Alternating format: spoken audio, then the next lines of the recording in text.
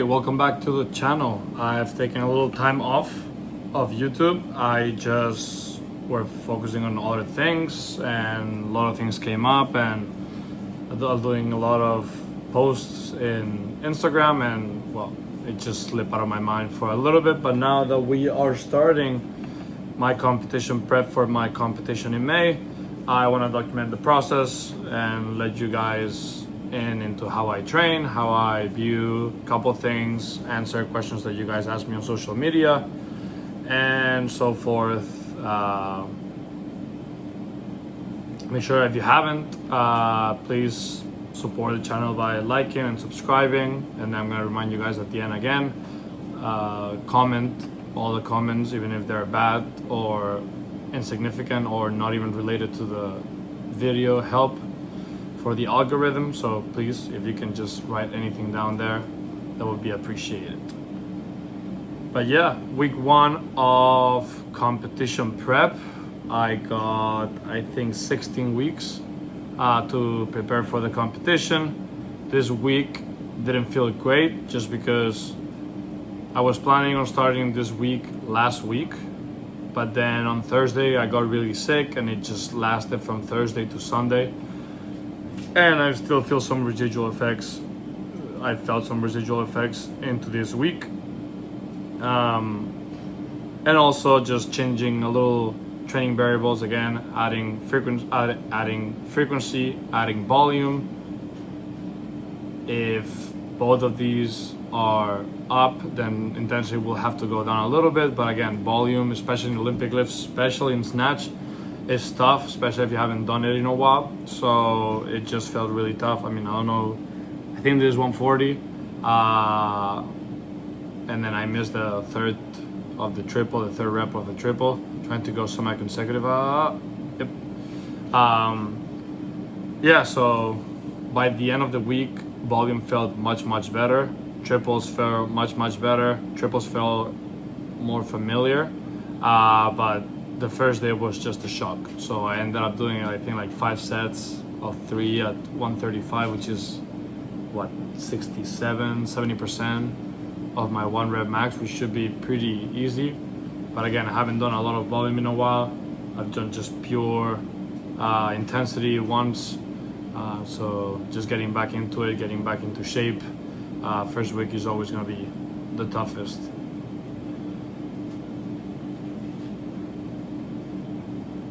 I've been asked to talk about my nutrition, especially how I view nutrition and what I'm doing right now. So as of right now, I am trying to cut down in weight. I'm with the changes in categories, it wouldn't affect May, so I may be able to think in this competition I would be able to compete at 89, but the categories are changing and I am not, what is it? I think it's 88 or 87. And I don't know if I'm gonna be competing on that one in the future, but in this competition, if I can, I signed that for the 89. So let's see if I can get down to that weight on time. Last time I tried this, it didn't work out. Because I gave myself very little time, but this time I have much more time. So as of right now, it's going great.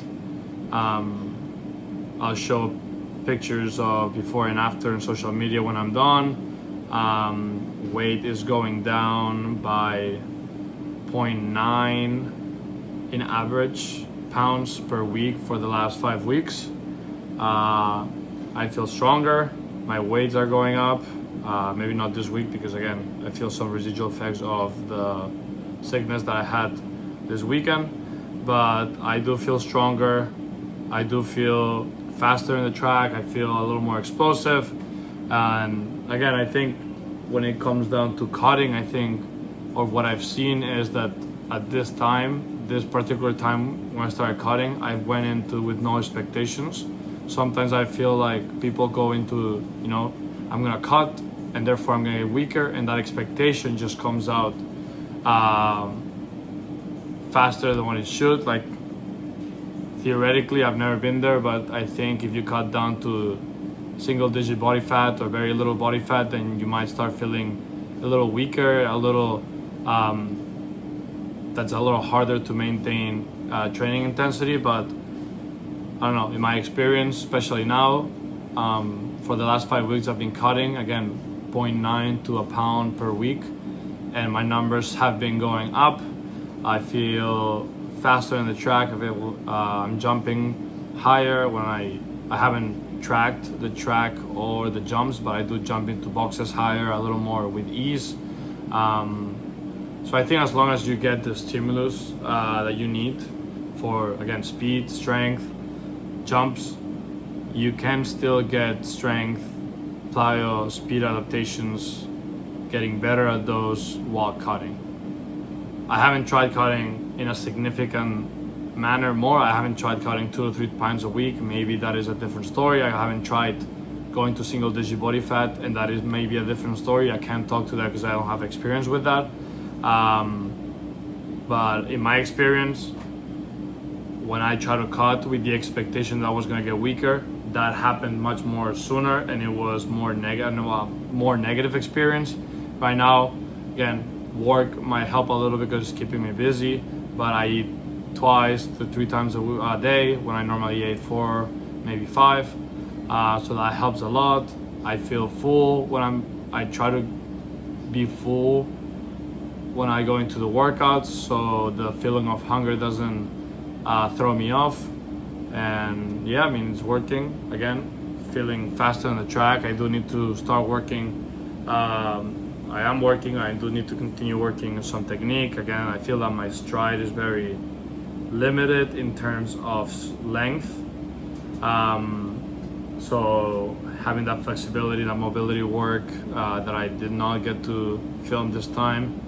And again, trying to work on those wickets, on just increasing the strength and the stride length, and just keep working on that.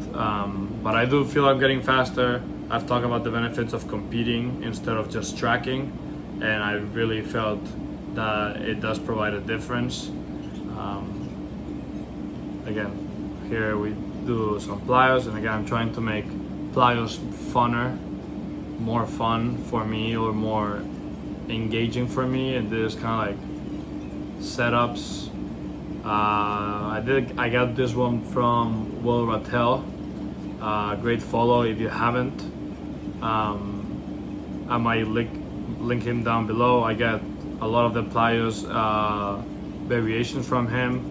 It just keeps it a little more interesting than just setting up the jump mat, jumping on the jump mat.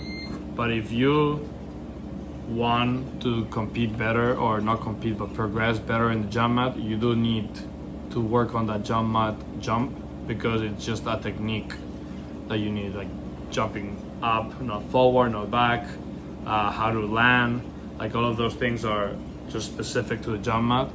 So if you want to get better at jumps in the jump mat, you do need to jump sometimes in the jump mat.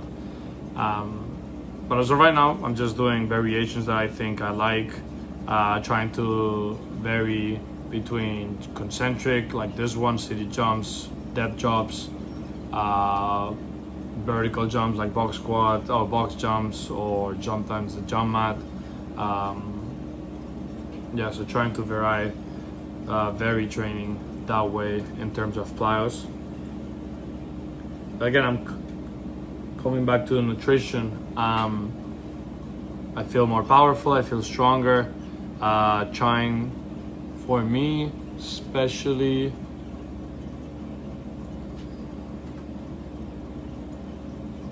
again, I don't think you need as much protein as 1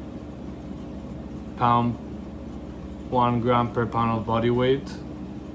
It does help, and I mean, in research, the more protein, the more benefits, by a little bit, but it is more benefits. In my personal experience, for me, if I try to eat a lot of protein, makes the diet harder to stick. So I just go to the lower end. I think what am I eating now? I'm eating 0.8 grams per pound of body weight minimum, and that gives me a good leeway to, I still get things that I like. I get to go out with my girlfriend. I get to go out and have plans and go to eat out, without the stress of having to eat 220 pounds or grams of protein. For training, what I'm trying to do is increase the frequency. I systematically, again, I felt a little weaker throughout the week because of the sickness, but bodily, like my body feels like I can snatch and clean and jerk and squat as much as I can or as much as I want.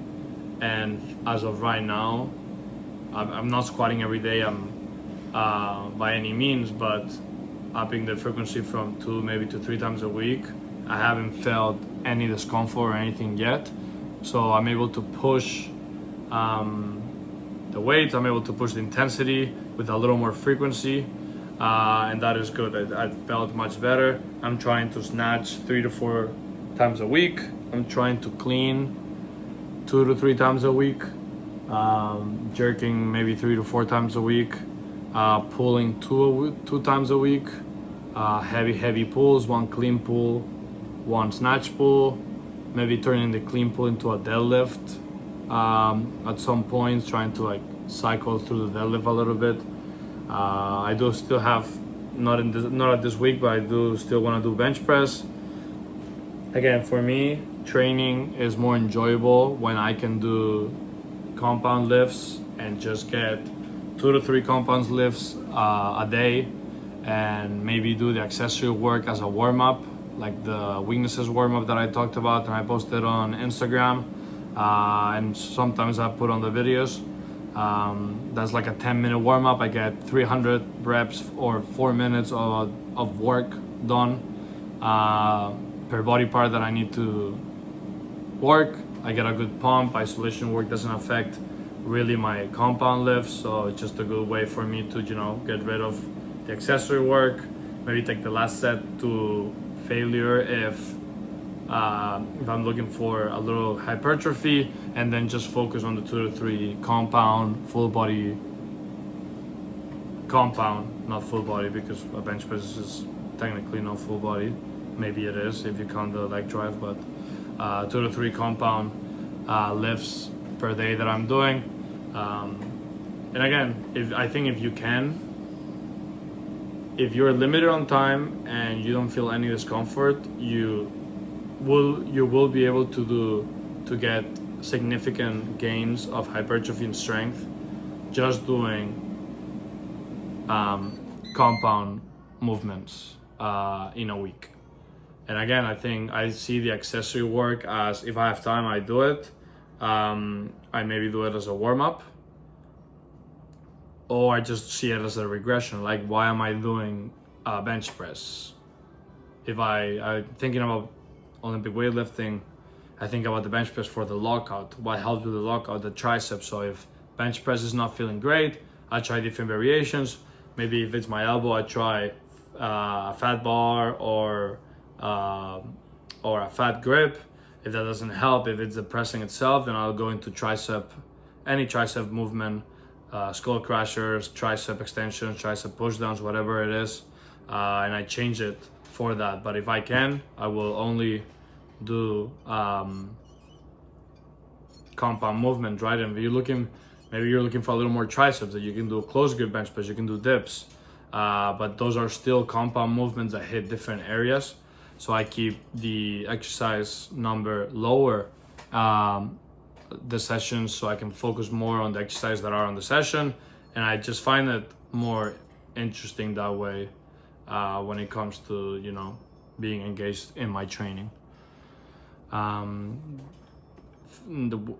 Day 1, I will do probably a snatch and a squat. Day 2, I will probably do a clean, maybe even a snatch, a clean variation, like a little snatch variation, just a little snippet, a clean and a pull, or single leg in this moment. Maybe if I want to do some Bulgarians, just focus on that. I haven't done them in a while, so they're gonna leave me very sore. maybe I'm gonna do like a less fatiguing day, like muscle snatches, maybe some jerks on day 3. Maybe I get to do a day 4 and do, so day 3 will be a little more, so snatches and squats, cleans and pulls probably. Day 3 will be maybe a snatch and a clean, but a variation that works on my weakness, but it's still pretty heavy. So probably like a block snatch, so that my lower back doesn't fatigue as much, just working on that contact and getting under that transition. And then cleans, maybe like a segmented clean, block clean, high hand clean, dip clean, maybe some powers so I don't have to squat it down all the way. Kind of like that. Day 4 will be like that day, the lower fatiguing day, muscle snatches, jerks, power jerks, something like that. And then maybe a rest day or a day where I just do plyometrics, and then I'll do a maximal big Friday or big Saturday, whatever it falls, however I'm feeling. But that is the plan for this prep. If you guys want to see how I program for myself, how I program for my athletes, I'm gonna link the weightlifting manual for sports performance, as in weightlifting applied, how I apply weightlifting to my NCAA Division 1 sports and athletes. I'm gonna also link there my weightlifting template, so how I program for my weightlifters. Jane, one of my only weightlifter, we just qualified for nationals under 23, so that is exciting. So if you want to see how we got there, if you want to see how I train myself, how I train my weightlifters, I'm gonna link that template below as well. I'm gonna link my programs, so if you wanna get into the program that Jane is doing right now, that helped her get into shape for qualifying into nationals, the link is down below. The weightlifting subscription-based program, the athlete-based program, how I program for my Division 1 athletes, and I also have the EverFit program that is more a aesthetics type of program, which kind of has like 2 paths. A more what males are more oriented towards, like a push-pull legs type of system, and kind of like what females tend to be more oriented towards, like upper body or a little more lower body frequency. Yes, less lower body, a little less upper body, a little more lower body, kind of like just trying to target the main areas that females are more interested in. By any means, I don't think that females and males should be training differently. They can, if that is their preference, but I do see different objectives across the board when I'm training females and males in terms of aesthetics, and I'm trying to create those 2 paths so that it feels a little more what you want to work towards, and you're not stuck in a program that is not really your style. I also have online personal coaching, and I have in-person personal coaching if you are around the New York City area. I'm gonna link all of them down in the description. Please check them out. All the programs have a 7-day free trial. So if you don't like it, there's no commitment. I think you have to put the card, but if you cancel the trial before the date that you're charged, it's not gonna charge you. And if it does, just let me know, and then I'll Venmo you whatever it was charged.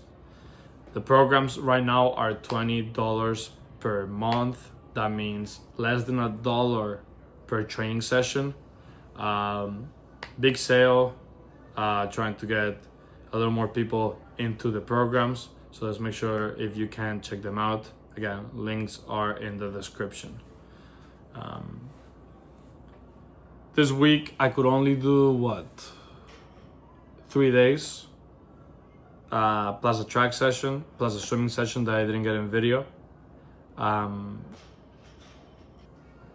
So I got a snatch and a squat day. I got a snatch, clean, and pull day, and now I'm doing a big Friday. Again, just focusing on more volume. This big Friday was waves, so 3-2-1, 3-2-1. Worked up to, I think, 165. So my plan was, the second wave was 165 for 2, 175 for 1. Missed 165 in the second rep, so I just did 165. Make sure it's dialed in before we move on into the next week. For my squats and pulls, I'm really focusing on what Zach Thunder, and I like his term, he calls them rest pause, which is essentially not only you just pause at the bottom, but you just try to get a little more range of motion while you're pausing. Kind of like, you go all the way down, what you think is the bottom position, and then by second 2 or second 3, you kind of relax into a deeper position. Not relaxing per se, but you're able to get into a little deeper position, getting your knees a little more over your toes, getting a little more upright, just trying to get that up. I think I've been doing this for the past 3-4 weeks, and I've seen a huge correlation in terms of squatting confidence, or squatting the clean up, being able to tell myself, the clean crashed on me, I need to pause for a second, but I'll still be able to squat it up. And also because of how you move from, you rest, you deep pause, the first reaction normally is kind of like getting into this, your butt shoots up a little bit, and then you're trying to fight that. It's kind of like mimicking the pull, and it has translated to my pull confidence. In terms of Olympic lifting, I am trying to get a little more volume with the full lifts. I made a post recently about the 85% rule. That is what I use for myself and for my athletes, meaning, just standardizing across the board the variations that I look for, like a power, a low hang, a high block, and a no foot. Looking at those and making sure that all of those are in par. So let's say, and the 85% rule is 85%, right? So you should be able, or all the athletes I've coached, weightlifters that I've coached, should be able and were able to no foot snatch 85 or no foot 85% of their 1 rep max, high hang or high block 85%, low hang 85%, and power 85%. And let's say one of those is way off, like let's say high block is definitely way below 85%, then we have identified a weakness in the second pull / extension / transition of the lifts, and we just would focus on that and kind of like maybe tempo the lift from the ground, so you get a little more triple X, or you get to work a little more on your second pull, maybe a little more block. But for me, for example, everything is 85%. In fact, everything is above 90% of my 1 rep max, which would tell me that I focus a lot on the variations. Now I need to focus more on the actual lift and getting more comfortable in the actual lift, and trying to get, from the 90, getting my lift up, so that this becomes a little more like 85, maybe 80. And then again, just playing around with those percentages. This kind of system works, and if you would graph it, it would be like the pentagon / hexagon graph. It's a good way to see, where are your weaknesses, where are your inefficiencies, and if you don't have inefficiencies in terms of the variations, then that means you just have to work a little more on the normal full lifts, and that's where I am right now. Again, I think, what did we do? 3-2-1, 3-2-1 on the snatch, and I think it was 2 cleans plus 1 jerk. When I go into competition, I struggle. I normally tend to be one of the weaker clean and jerks, and I follow myself a lot of the time, so I tend to I struggle fatiguing myself in a clean and then going into the jerk. So again, trying to work on variations where I clean maybe twice. I've gone even up to 4 plus 1. I got that from Garage Strength, Dane Miller, how he does it with his weightlifters, and just trying to fatigue myself before the jerk so I can work on jerking under fatigue. And